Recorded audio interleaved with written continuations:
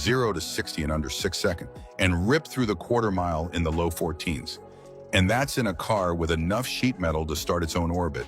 It came standard with a 4-speed manual transmission, a 3.91 traction lock rear, and Ford's competition suspension, which made it surprisingly composed on straightaways and wild in the corners. A couple of years back, but this is the first time I've seen your car. The body was something else entirely. Long, wide, and shaped like it had been wind-tested by Thor. It had a shaker scoop, bold rear spoiler, deep front grille, and enough presence to stop traffic cold. This car didn't whisper potential, it screamed move. Unlike the Mustangs and Torinos, the Cyclone spoiler didn't pretend to be friendly. It wasn't built for attention. It was built to bully its way through air, rubber, and rivals. It was one of the boldest Mercury designs ever, and very few people noticed.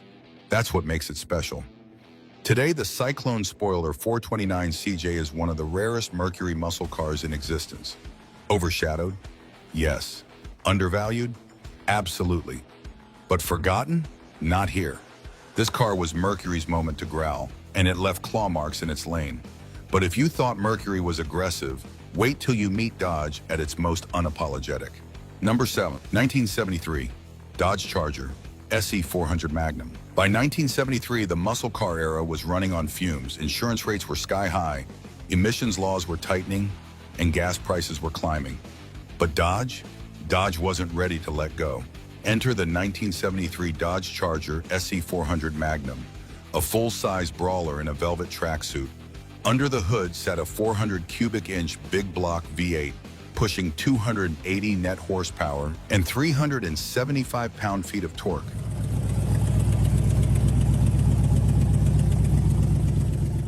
On paper, it didn't look like a monster, but in the real world, it still packed a nasty punch. 0 to 60 came in around 7 seconds, and it could run the quarter mile in the mid-15s, respectable for something that weighed nearly 2 tons and looked like a bank vault on wheels. The SE trim gave it upscale attitude, hidden headlights, a padded vinyl roof, deep dish rally wheels, and an interior that wouldn't feel out of place in a Chrysler New Yorker. Bucket seats, wood grain accents, and a full-gauge cluster added to the luxury feel. But make no mistake, this was still Mopar muscle under all that polish. It came with dual exhaust, a 4-barrel carb, and heavy-duty suspension options. It didn't just cruise, it rumbled, gliding down the highway with the kind of confidence only Detroit iron could deliver. It wasn't built to handle corners, it was built to own lanes.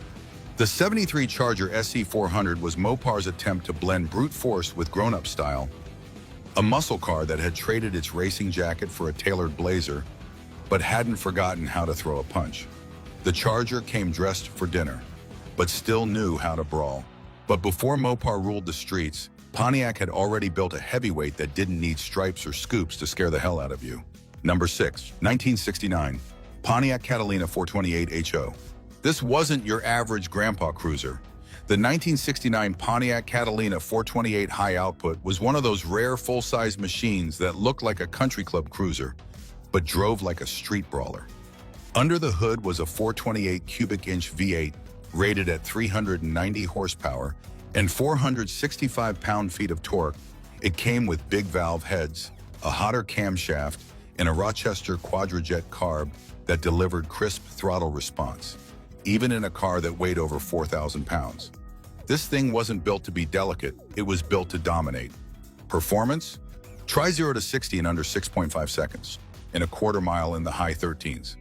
That's serious muscle, especially for something that looked more at home at a Rotary Club luncheon than a drag strip showdown.